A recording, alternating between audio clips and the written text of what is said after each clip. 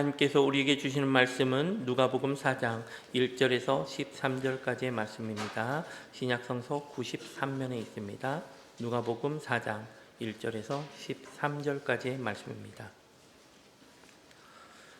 예수께서 성령의 충만함을 입어 요단강에서 돌아오사 광야에서 40일 동안 성령에게 이끌리시며 마귀에게 시험을 받으시더라. 이 모든 날에 아무것도 잡수시지 아니하시니 날수가 다함에 줄이신지라. 마귀가 이르되 내가 만일 하나님의 아들이거든 이 돌들에게 명하여 떡이 되게 하라. 예수께서 대답하시되 기록된 바 사람이 떡으로만 살 것이 아니라 하였으니라. 마귀가 또 예수를 이끌고 올라가서 순식간에 천하 만국을 보이며 이르되 이 모든 권위와 그 영광을 내가 내게 주리라. 이것은 내게 넘겨준 것이므로 내가 원하는 자에게 주노라. 그러므로 내가 만일 내게 절하면 다 내 것이 되리라. 예수께서 대답하여 이르시되 기록된 바 주 너의 하나님께 경배하고 다만 그를 섬기라 하였느니라. 또 이끌고 예루살렘으로 가서 성전 꼭대기에 세우고 이르되 내가 만일 하나님의 아들이거든 여기서 뛰어내리라 기록되었을 때 하나님이 너를 위하여 그 사자들을 명하사 너를 지키게 하시리라 하였고 또한 그들이 손으로 너를 받들어 내 발이 돌에 부딪히지 않게 하시리라 하였느니라.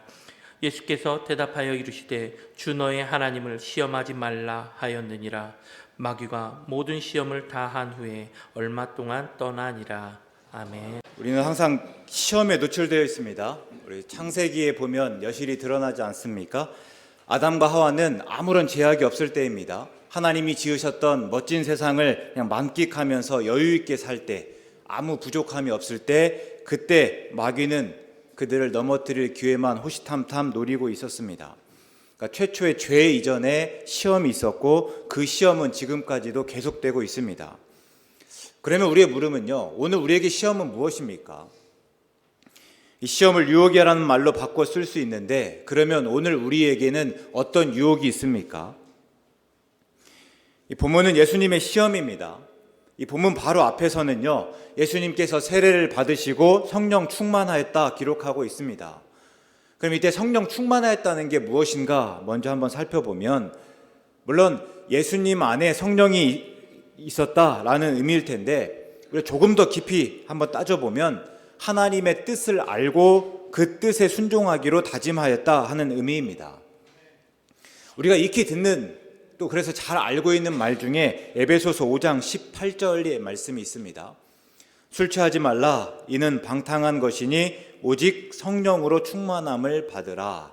아멘. 이 말씀인데요, 우리는 이 말씀을 들을 때마다 그 방점을 늘 앞에 둡니다. 그러니까 늘 뭘로 따지는 거예요? 어떤 사람은 그래서 술을 마시면 안 된다라고 이야기하고, 또 다른 사람은요, 술 취하지 말라고 했지 언제 술 마시지 말라고 했냐, 뭐 이런 논쟁을 합니다. 근데 이 말씀의 방점은요, 뒤에 있어요. 오직 성령으로 충만함을 받으라 합니다. 그러면 왜 성령으로 충만함을 받으라고 하는가? 이 앞뒤의 말씀을 보면 때가 악하고 오직 주의 뜻이 무엇인지 깨달아서 그 뜻대로 살기 위해서다라고 이야기하고 있습니다. 그러니까 지금 때가 굉장히 악한데 지금 성령을 받아서 우리가 주의 뜻이 무엇인지 분별해서 그대로 살아야 하기 때문이다라는 거예요. 우리 고린도전서 2장에서 바울도 말하지 않습니까? 성령은요, 모든 것, 하나님의 깊은 것까지도 통달하시는 분이다 이야기합니다. 그래서 우리가 성령 충만할 때 그 하나님의 뜻이 무엇인지 알고 그 뜻대로 살 수 있다 하는 거예요. 그럴 때 지금 예수님은요, 성령 충만하여서 하나님의 뜻을 알았습니다. 그리고 그 뜻을 따라서 메시아의 길을 가기로 작정하셨던 거예요. 그런 예수님을 이미 성령에게 이끌려서 광야에서 머무셨습니다. 40일 동안 아무것도 드시지 않았고 배가 고프셨을 때입니다. 그때 마귀가 와서 이야기하죠. 내가 만일 하나님의 아들이거든 이 돌들에게 명하여 떡이 되게 하라. 뭐 다른 때 같았으면 얼마든지 무시하고 뭐 그냥 지나칠 수 있습니다. 근데 지금 이때는요, 배가 고플 대로 고플 때입니다. 우리 에서 이야기를 잘 알지 않습니까? 팥죽 한 그릇만 먹을 수 있다면 장자의 권리까지 기꺼이 내놓습니다. 배고플 때는 그래요. 근데 지금 예수님이 그렇습니다. 근데 그렇게 한다고 해서 아무런 문제될 것이 없습니다. 우리가 요즘에는 어떤 말들을 하는가 보니까 다른 사람에게 피해만 주지 않으면 그냥 내 하고 싶은 대로 다 하라는 거예요. 다른 사람들에게 피해 주지 않는 선에서 네 하고 싶은 거 다 하라, 뭐 이렇게 이야기를 하잖아요. 그 말대로라면 예수님이 돌을 떡으로 바꾸어 먹는 일이 다른 사람에게 피해를 줍니까? 전혀 그렇지 않잖아요.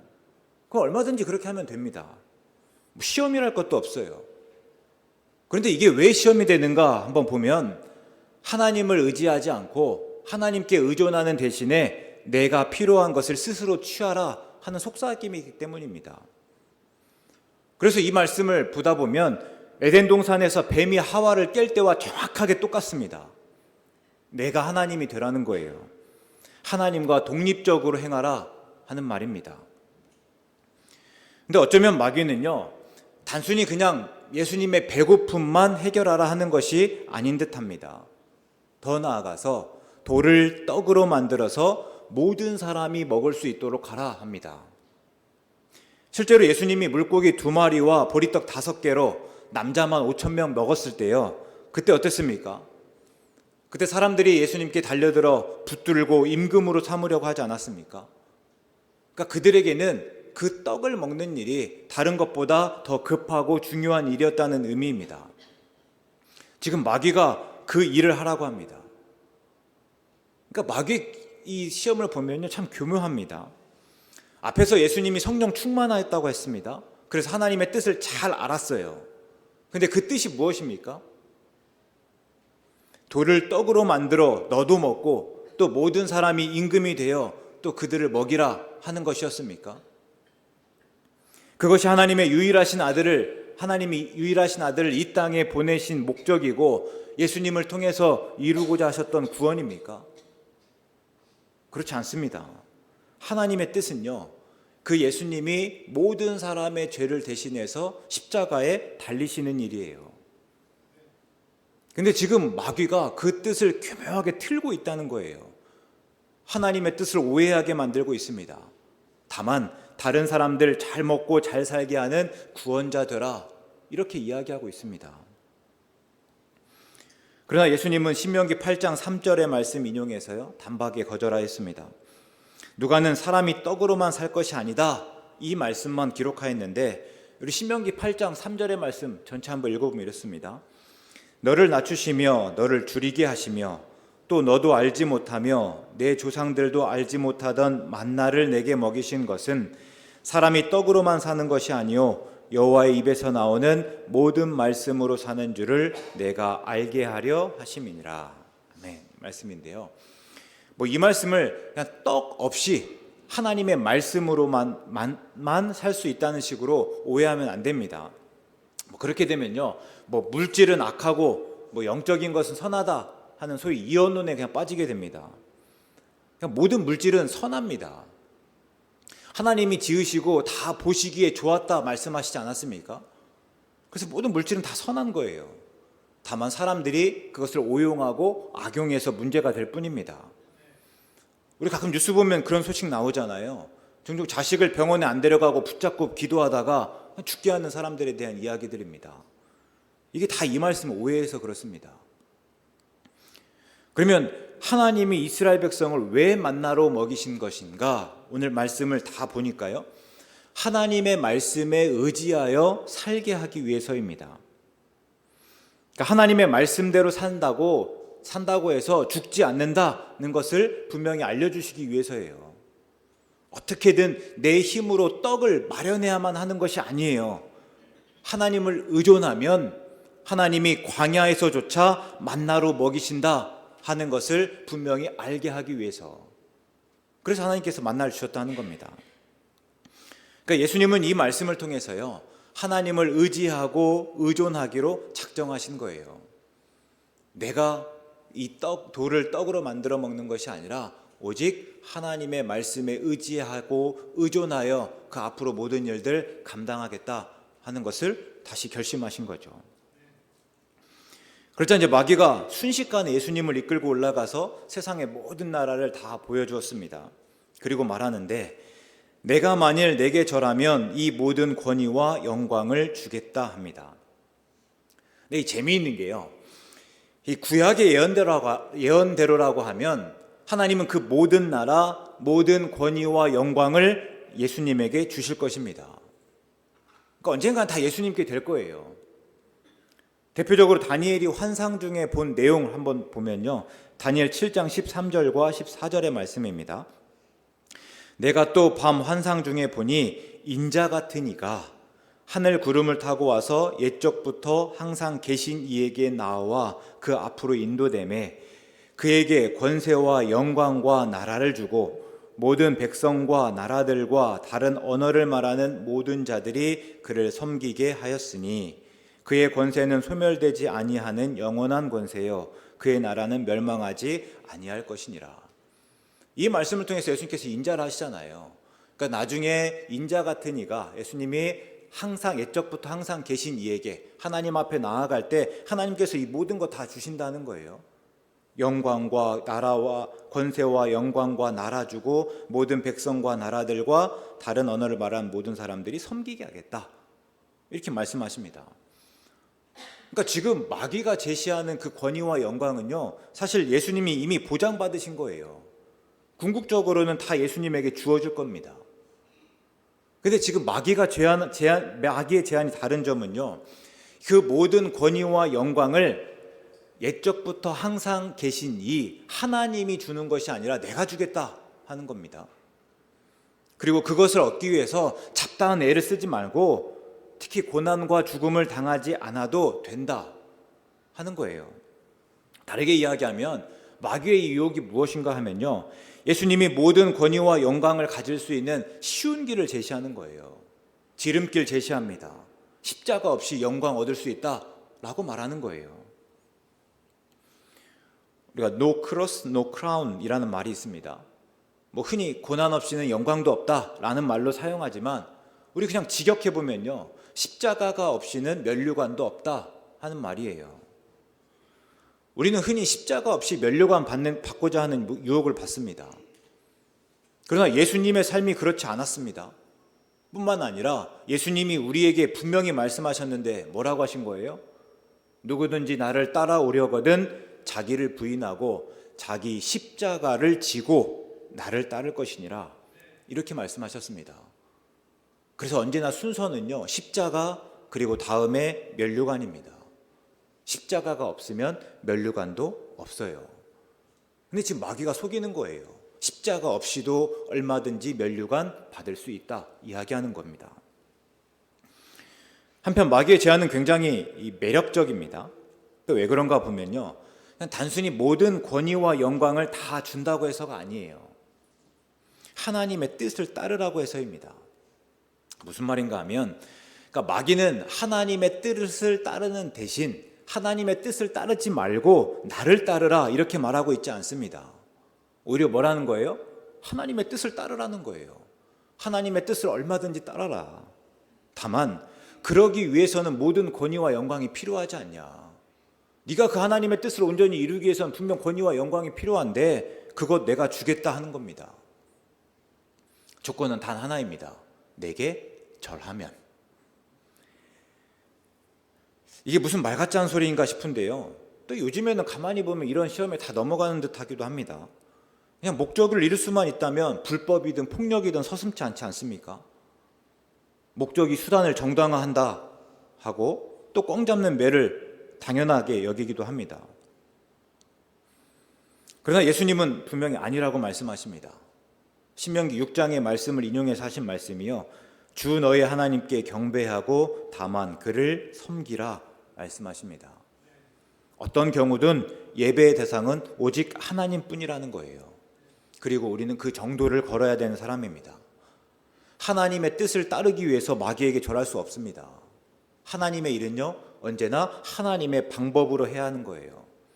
하나님을 위한다는 이유로 마귀와 세상과 타협할 수 없다.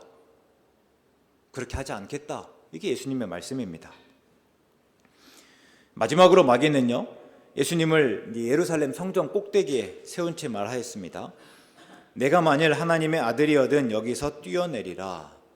그리고 이제 마귀가 하나님의 말씀을 인용하기까지 합니다. 시편 91편 11절과 12절의 말씀입니다. 그가 너를 위하여 그의 천사들을 명령하사 내 모든 길에서 너를 지키게 하심이라. 그들이 그들의 손으로 너를 붙들어 발이 돌에 부딪히지 아니하게 하리로다. 근데 여기서 우리 너는요, 하나님을 의지하는 사람, 하나님께 의뢰하는 경건한 사람입니다. 그러니까 하나님이 그런 사람을 지키겠다 하는 약속인데, 그러니까 마귀가 이 말씀을 들이대면서 예수님에게 하는 말이요, 내가 하나님의 아들이라면 하나님이 더더구나 이 약속 지키도록 요구해야 되는 거 아니냐. 하나님이 하나님을 의지하는 사람, 의존하는 사람, 그런 경건한 사람을 분명히 이렇게 지키겠다고 했는데 더더욱이나 너는 하나님의 아들 아니냐. 그럼 하나님이 너를 그렇게 지키도록 요구할 수 있어야 하지 않겠냐 하면서 빈정대는 거예요. 근데 마귀의 말이 틀리지가 않습니다. 특별히 아버지는요, 아들을 위해서 가장 좋은 것을 줍니다. 아들이 어려움 당할 때 돕고 죽을 위기에 처하면 그 위기에서 건져줍니다. 때로는 그 아들을 대신해서 죽기까지 하죠. 예수님도 나중에 말씀하시지 않았습니까? 아버지라면 아무리 나쁜 사람이라도 자식에게 좋은 것을 주기 마련이다. 그래서 마귀는요, 내가 정말 하나님의 아들인지, 내가 정말 하나님의 아들이라면 그 아버지 되신 하나님이 너를 그렇게 지키고 보호할 것이고, 더 나아가서는 하나님이 과연 그 약속 지키시는지 한번 보자 하는 듯합니다. 근데 또 단순히 그 문제만이 아닐 수 있어요. 지금 예루살렘 그리고 성전은요, 나중에 예수님이 고난을 받으시고 십자가에 달려 죽는 장소입니다. 그럴 때 마귀는요, 그때를, 나중을 염두에 두고 있는지도 모르겠습니다. 내가 만일 하나님의 아들이라면 하나님이 너를 고난의 길로, 십자가의 길로, 죽음의 길로 내몰면 안 되지 않겠냐? 당연히 너를 지켜야 하지 않겠냐? 이렇게 이야기하는 거예요. 그러면서 그 예수님의 마음을 한번 흔들어 볼 작정이었는지 모르겠습니다.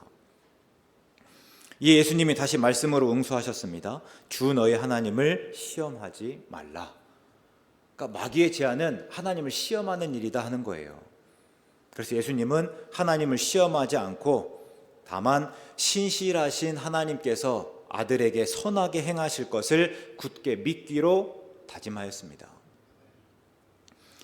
이상이 이제 세 가지 시험의 내용이에요. 그 의미에 대해서는 조금 더 깊게 또 다양하게 살펴볼 기회가 있을 듯 합니다.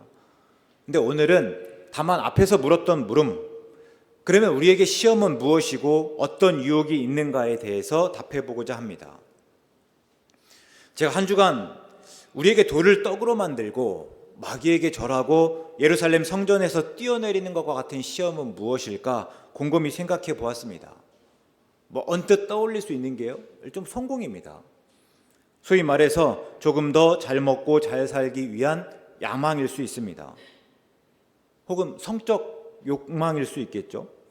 아니면 권력욕, 명예욕, 세상의 즐거움, 허영심, 여러 가지가 떠올랐습니다. 그런데 우리에게 시험이라고 하는 게 정말 그것들 뿐입니까? 지난주 개척교회를 하신 한 목사님이 다녀가셨습니다. 형님처럼 여겼던 분인데 오랜만에 오셔서 이런저런 이야기들 잘 나누었습니다. 근데 근황을 들어보니까요, 가슴이 정말 먹먹해집니다. 사모님이 2번의 암수술을 받으셨습니다. 근데 채 회복되기도 전에 고등학교 2학년인 아들이 불치병 판정을 받았어요. 우리 지난주 새벽에 12해 동안 혈루증 앓은 여인에 대한 본문을 나누었는데요, 그 여인이 의사들 찾아다니느라 자기 재산을 다 허비하였다 이렇게 말하고 있거든요. 근데 그것이 다만 성경의 이야기만은 아니더라고요. 목사님도 특별히 아들의 병 때문에 수많은 병원을 오갔습니다. 그냥 빠듯한 가운데 모든 돈을 다 끌어서 써야만 했습니다. 그리고 나서 안 사실이 그 병이 불치병이라는 거예요. 그러니까 모든 돈을 다 끌어 써서 병을 고칠 수 있었던 것이 아니라 모든 돈을 다 끌어 쓴 끝에 병을 고칠 수 없다는 것을 비로소 알았다 하는 겁니다. 그러니까 목사님의 말이 그래요. 아내가 아팠을 때는 그래도 잘 이긴 듯 하다고 합니다. 어떻게든지 간에 힘을 합쳐서 또 잘 이때를 이겨나 보자고 서로 으쌰으쌰 좀 했던 듯한데 아들이 아프다 보니까요 그 아내랑 다투는 일이 잦아졌다는 거예요. 또 불면증까지 더해져서 더 힘들게 살고 있다 하는 말씀을 했습니다. 그러고 나니까요 그 이야기를 듣고 그 삶을 한 번쯤 떠올려 보니까 앞에서 제가 시험이라고 꼽았던 것들이 그저 사치에 불과합니다. 목사님의 삶 속에서 시험은요 사모님의 암이고 아들의 병이고 그리고 그런 아내와 아들과 함께 살아가는 삶입니다. 하나님을 예배하지만 문득 하나님께 불평하게 되고 하나님께 원망하는 마음이 들게 하는 그런 상황들이에요. 그러니까 목사님에게 시험은 절대 특정한 어떤 일들이 아니었습니다. 앞에서 말했던 어떤 특정한 일들, 특정한 행위들, 그게 아니라는 거예요. 그러니까 삶에서 그 처지와 형편에서 겪는 모든 일이 다 시험이고 유혹일 수밖에 없다 하는 거죠. 근데 이스라엘 백성들이 광야에서 그렇지 않았습니까? 이스라엘 백성들이 왜 불평하였습니까? 하나님을 몰라서입니까? 하나님에 대한 경험이 없어서예요? 하나님의 은혜가 주어지지 않아서입니까? 하나님을 믿지 않아서예요? 아니요, 절대 그렇지 않아요. 민수기 11장을 보니까요 우리가 애굽에 있을 때는 값없이 생선과 오이와 참외와 부추와 파와 마늘들을 먹었다 이렇게 이야기합니다. 그런데 한번 생각해 보세요. 이스라엘 백성이 애굽에서 종살이 했습니다. 그러니까 애굽 사람들의 종이었어요. 근데 종으로 있으면서 먹었으면 얼마나 잘 먹었겠습니까? 또 먹었으면 얼마나 많이 먹었겠어요? 근데 왜 이렇게 말하고 있습니까? 그때 이스라엘 백성이 있는 곳이 광야였기 때문입니다. 광야는요 애굽에서의 종살이조차 그립고 애틋하게 여겨질 만큼 어렵고 힘든 곳이기 때문입니다. 그래서 그들은 차라리 애굽에서 죽었더라면 좋았겠다 말하는 것입니다. 그러니까 지금 살고 있는, 지금 우리가 머물고 있는 광야가 그 애굽보다도, 애굽에서 종살이 보다도 훨씬 더 못하기 때문이에요. 그럼 그들에게 시험이 무엇인가? 단순히 더 잘 먹고 잘 살기 위한 욕심이고 또 그냥 음식입니까? 아니라는 거예요. 우리는 늘 거기에 시험받아서 넘어진다고 이야기하지만 그들에게 진짜 시험은요 그냥 광야라고 하는 그 삶 자체였습니다. 광야에서 겪는 모든 일이 다 시험이고 유혹일 수밖에 없었다 하는 거예요. 이게 또 지난주 제가 몇 번 신방하면서 깨달은 것입니다. 병이 있고 연로합니다. 근데 그 속에서 시험이랄 만한 게 무엇입니까? 딱 꼬집어 말할 수가 없어요. 다만 병이 있고 연로한 채 살아가는 매일의 삶입니다. 그 삶이 시험이고 또 유혹이에요. 그 삶이 곧 시험이다 하는 겁니다. 혹 어떤 분은 그렇게 생각할 수 있습니다. 나는 예수님처럼 특별한 일을 앞두고 있는 것도 아니고 다행히 지금 내 삶은 평안합니다. 그러면 그래서 시험에서 자유롭습니까? 우리 본문에서 예수님 한번 볼게요. 성령으로 충만하였고 성령에게 이끌렸습니다. 그러나 마귀에게 시험을 받습니다. 우리의 삶이 평안하면 시험을 받지 않습니까? 우리가 성령 충만하면 시험을 받지 않아요? 아니에요. 성령에게 이끌린다고 해서 영적 싸움을 면제받지 않습니다. 오히려 그러면 그럴수록 마귀의 더한 견제를 받고 더 격렬한 영적 싸움이 시작됩니다. 그게 당연하잖아요. 마귀가 누구를 시험하겠습니까? 우리가 마귀를 넘어뜨린 놈이라고 할 때 마귀가 누구를 넘어뜨리려고 하겠냐 하는 겁니다. 당연히 서 있는 사람이에요. 서 있지도 못한 사람을 넘어뜨리려고 할 만큼 마귀가 그렇게 어리석지 않습니다. 이게 C.S. 루이스의 그 스크루테이프의 편지에서 삼촌 마귀가 조카 마귀에게 계속해서 강조하는 것입니다. 그들이 넘어뜨리려고 한 대상은요, 성령 충만한 사람, 하나님의 뜻을 알고 어떻게든 하나님의 뜻대로 살고자 하는 사람입니다. 그런 사람에게 집중하라는 거예요. 그렇지 않은 사람은요, 그냥 가만히 두고 오히려 칭찬하고 격려해주면 된다 말합니다. 그러면 반대로 삶이 평안하다고 할 때 우린 더 주의해야 되는 거예요. 마귀가 가만히 두고 그래서 오히려 마귀가 칭찬하고 격려하는 것일 수도 있지 않겠습니까? 그럼 결국 오늘 말씀은요, 예수님의 시험을 특별한 것이라고 알려주는 것이 아니라 예수님의 삶의 한 부분을 보여줄 뿐입니다. 13절 말씀에 보면요, 마귀가 모든 시험을 다한 후에 얼마 동안 떠나니라 이렇게 말하고 있습니다. 특정한 때이기 때문에, 예수님께서 드디어 하나님의 뜻을 알고 그 뜻대로 메시아의 길을 가야 할 그때이기 때문에만 받는 시험이 아니다 하는 거예요. 그냥 얼마 동안 떠나더라. 그래서 마귀의 시험은 이것으로 끝나지 않았고 예수님의 삶에서 끊임없이 반복됩니다. 그래서 누가복음 22장 28절에서는 제자들에게 어떻게 말하는가 하면요, 너희는 내 모든 시험 중에 항상 함께하였다 이렇게 이야기합니다. 그러니까 예수님께서 그 모든 시험들을 감당하였다 하는 거예요. 예수님의 삶이 곧 시험이었고 또 시험의 연속이었습니다. 그런데 우리 역시 마찬가지입니다. 마귀는 우리에게 요란하게 찾아오지 않습니다. 우리 학교에서 시험을 치를 때 한번 생각해 보면 감독관이 들어와서 책상에 모든 거 다 치우라고 합니다. 지금부터 시험이 시작될 거고 언제 끝난다라는 것을 말하는데요, 우리에게 닥치는 시험은 그렇지가 않아요. 마귀가 산지창을 들고 긴 꼬리 가진 채 와서 우리를 시험하지 않습니다. 혹은 외국 영화에서는 마귀를 정장을 잘 차려입은 어떤 사람으로 그리기도 하는데요, 그렇게 와서 우리에게 속삭이지 않아요. 우리에게 시험이랄 만한 문제를 던지지 않는다 하는 겁니다. 시험은 특별하지 않고 그냥 삶에서 드러나지 않습니다. 그렇다면 시험을 이기기 위해서 우리는 지금 어떤 시험이 있는가가 아니라 그냥 우리 삶을 살펴야 되는 거예요. 오늘 우리 삶이 어떤지 그 삶을 곰곰이 볼 수 있어야 된다 하는 겁니다. 삶을 잘 살핀다는 거는요, 그냥 잘 산다는 거예요. 그럼 또 잘 사는 삶이 무엇일까?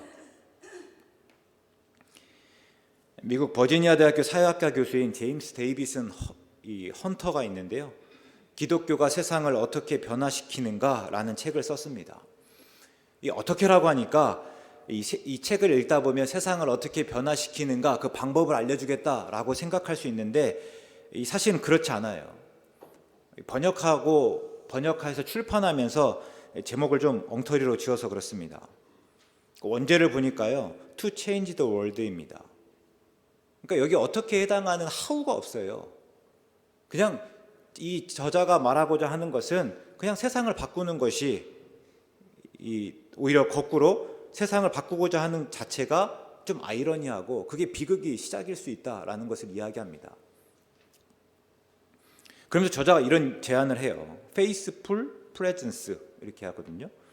번역해보면 신실하게 존재하라입니다.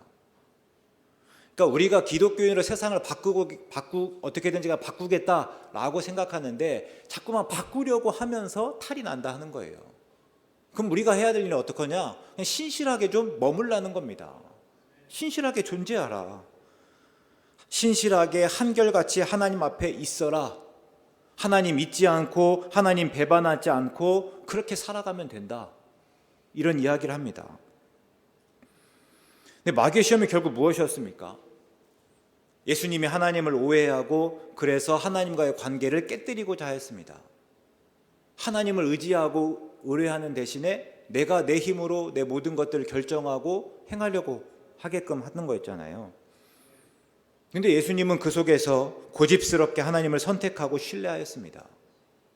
근데 우리에게 그러라는 거예요. 마귀는 계속해서 우리가 배고프고 아무 권위와 영광이 없는 것으로 불평하게 합니다. 십자가를 부각하면서 면류관을 보지 못하게 해요. 십자가 후에는 면류관이 있다 하는 것을 분명히 우리는 알고 믿고 있지만 마귀가 어떻게 한다고요? 십자가만 이렇게 크게 만듭니다.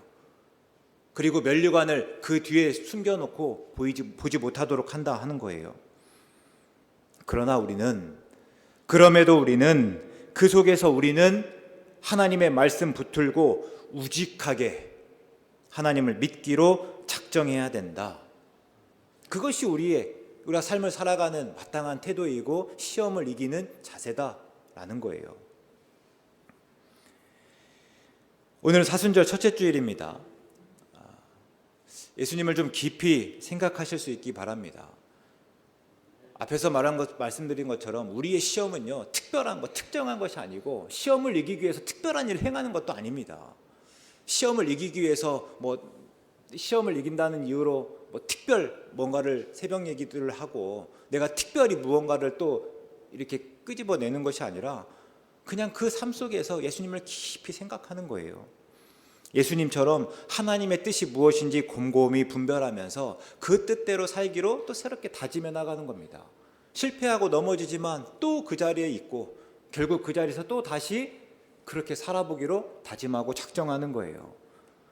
어떤 상황 속에서도 어떤 처지와 형편 속에서도 심지어 고난과 죽음에 이르는 길에서마저도 나는 하나님을 신뢰하겠습니다. 나는 하나님을 의지하겠습니다. 작정하는 일입니다. 사순절은 그런 날들이에요. 그래서 그 다짐과 작정으로 삶의 시험을 이기고 끝내 예수님의 부활의 기쁨, 영광에 이르기를 기대하는 날들이죠. 오늘 우리가 그럴 수 있기를 바랍니다. 사순절 예수님을 생각하면서 내 삶을 들여다보는, 그래서 내 삶에서 마주하는 끝없는 시험과 유혹에 그럼에도 불구하고 하나님의 말씀으로 이겨가는 우리 모두 되실 수 있기를 간절히 바라겠습니다. 하나님, 매일의 삶에서 하나님을 선택하겠습니다.